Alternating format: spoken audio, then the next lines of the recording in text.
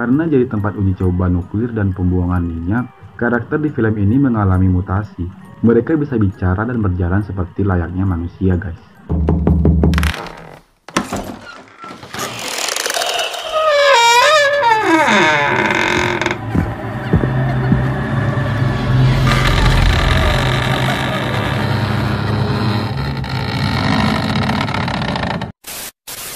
Halo everybody, balik lagi bersama aku di Chemistry, kisah misteri. Jadi seperti biasa guys, jangan lupa di like, komen, dan share-nya guys. Dan jangan lupa juga untuk di subscribe dulu channel ini. Aku doakan kalian sehat selalu dan dimurahkan rezekinya guys. Dan yang belum subscribe, subscribe dulu. Jadi guys, di video kali ini aku akan menceritakan salah satu teori konspirasi di balik film kartun yang sangat terkenal di dunia. Bahkan guys, kartun ini di Indonesia pun menjadi trending top di berbagai stasiun televisi di Indonesia. Mulai dari kalangan anak-anak sampai dewasa pun gak bosan-bosan untuk menonton kartun ini. Penasaran dengan kisah misterinya? Sebelum aku lanjut, jangan lupa tinggalkan jejak kalian seperti like dan komennya guys. Dan jangan lupa juga untuk di-share ke teman-teman kalian dan sosial media kalian juga ya guys. Jadi guys, buat kalian yang merasa takut, wajib banget didampingin orang tua kalian kalau nggak teman-teman kalian guys. Tetap tenang, enjoy dan jangan panik, dan tetap hati-hati guys, karena mereka benar-benar ada. Jangan lupa subscribe, jika sudah langsung saja kita mulai.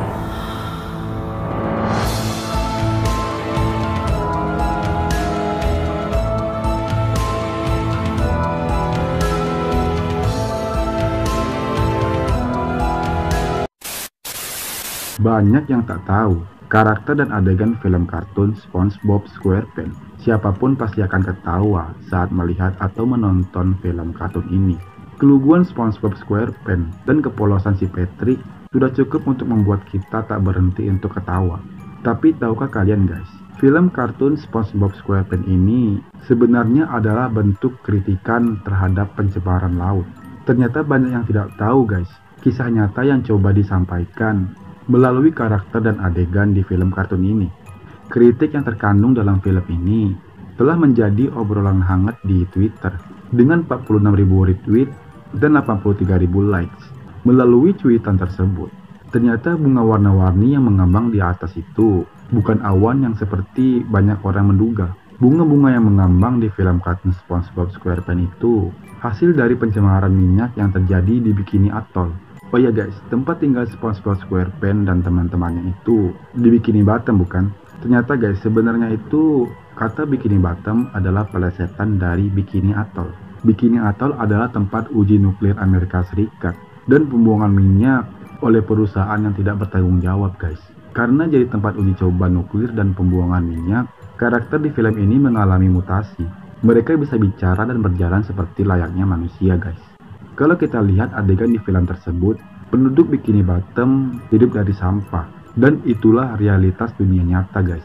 Rumah Squidward dari dekorasi akuarium. SpongeBob sendiri tinggal di dalam nanas. Dan rumah penduduk Bikini Bottom dari knalpot yang dibuang di laut. Bahkan SpongeBob SquarePants sendiri ternyata guys bukan ikan atau spons.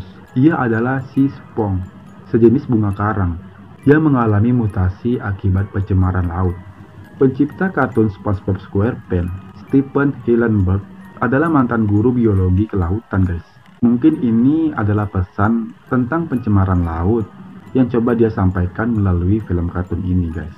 Pernahkah kalian memikirkan beberapa hal dalam serial SpongeBob SquarePants yang sangat aneh dan janggal? Seperti kenapa si Tuan Crab yang merupakan seekor kepiting memiliki anak seekor paus? Yang kedua, apa resep rahasia Krabby Patty? Lalu yang ketiga guys, kenapa si Sandy seekor tupai tinggal di bawah laut? Terdapat beberapa teori yang berkembang di antara para penggemar serial film kartun SpongeBob SquarePants. Dan teori-teori tersebut cukup terkenal, hingga ada orang-orang yang menyelidiki lebih jauh dan menganalisis berbagai detail dari serial SpongeBob SquarePants. Apa saja teori-teori serial SpongeBob SquarePants yang paling sering dibicarakan? Yang pertama guys, teori serial televisi. Kalian mungkin pasti ingat guys, bahwa ada banyak episode yang sangat aneh dalam serial kartun SpongeBob bukan? Seperti munculnya gorila di laut. SpongeBob yang sakit disembuhkan dengan menjadi spons pembersih oleh sebuah tangan manusia. Bahkan munculnya suara manusia yang muncul di hadapan SpongeBob dan Patrick yang menanyakan tentang pertualangan mereka.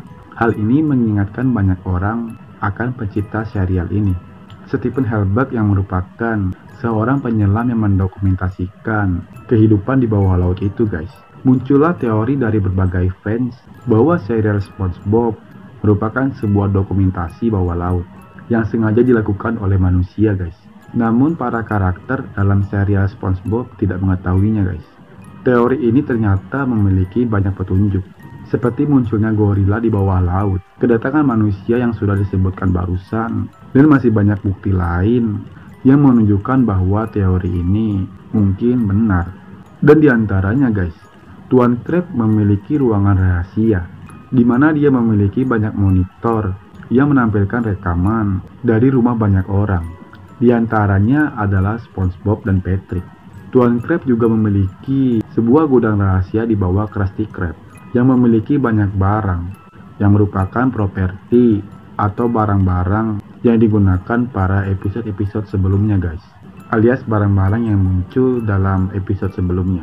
Dan yang terakhir, guys, Neptunus dan keluarganya ganti-ganti di setiap episodenya. Sebenarnya masih banyak lagi petunjuknya, guys.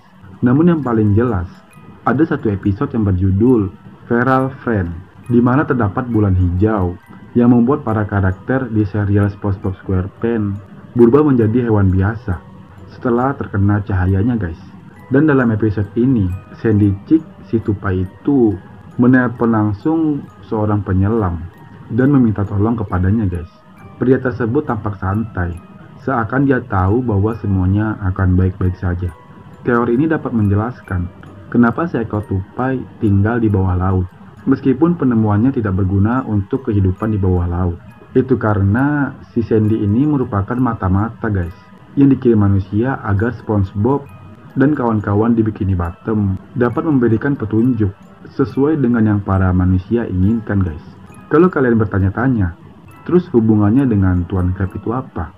Teori ini menyebutkan bahwa Tuan Krab ini memiliki kamera-kamera, monitor, dan gudang itu karena Tuan Krab yang gila uang akan melakukan apapun demi mendapatkan uang lebih banyak lagi, guys. Yang kedua ada teori evolusi. Teori ini berawal dari beberapa fans yang entah mengapa menganggap serius serial ini. Pertanyaan-pertanyaan pun muncul seperti, kok hewan laut bisa bicara dan bersikap seperti layaknya manusia? Kenapa ada yang bersikap seperti hewan biasa, seperti si Gary? Pada SpongeBob Movie, terdapat banyak ikan normal dalam akuarium di dunia manusia. Namun terdapat juga, guys, SpongeBob dan kawan-kawan yang bisa bicara layaknya manusia. Kenapa begitu? Jika kalian belum tahu, guys, Bikini Bottom adalah sebuah tempat yang ada di dunia nyata dan bernama Bikini Atoll, yang merupakan sebuah tempat yang digunakan untuk menguji kekuatan bom nuklir hingga tahun 1946, guys.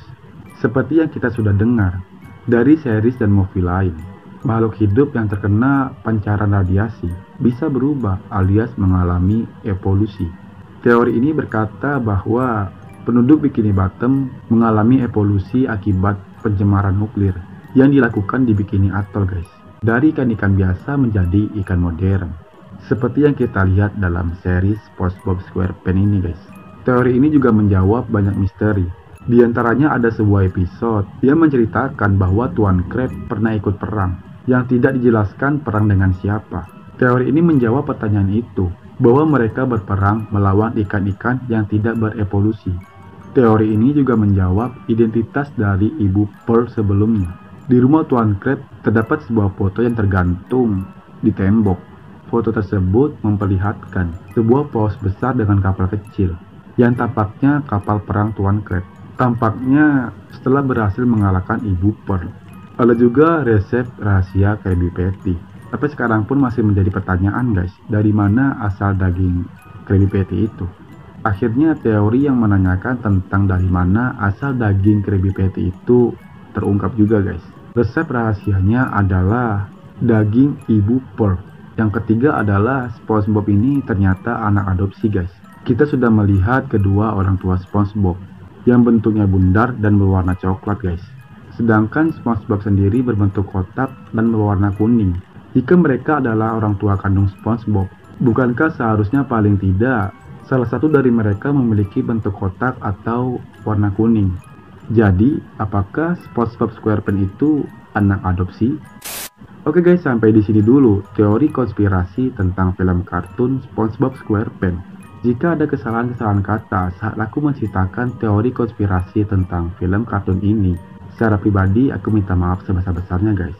Jangan lupa tinggalkan jejak kalian seperti like dan komennya guys. Dan jangan lupa juga di-share ke teman-teman kalian atau sosial media kalian juga guys. Jika kalian mau request tentang kisah misteri yang ada di sekitar kalian, kalian bisa tulis di kolom komentar di bawah. Kalau enggak, kalian DM Instagram kami guys. Link Instagram dan link berbagai akun sosial media kami ada di deskripsi di bawah guys. Tetap tenang, enjoy dan jangan panik. Dan tetap hati-hati guys, karena mereka benar-benar ada. Jangan lupa subscribe. See you next video.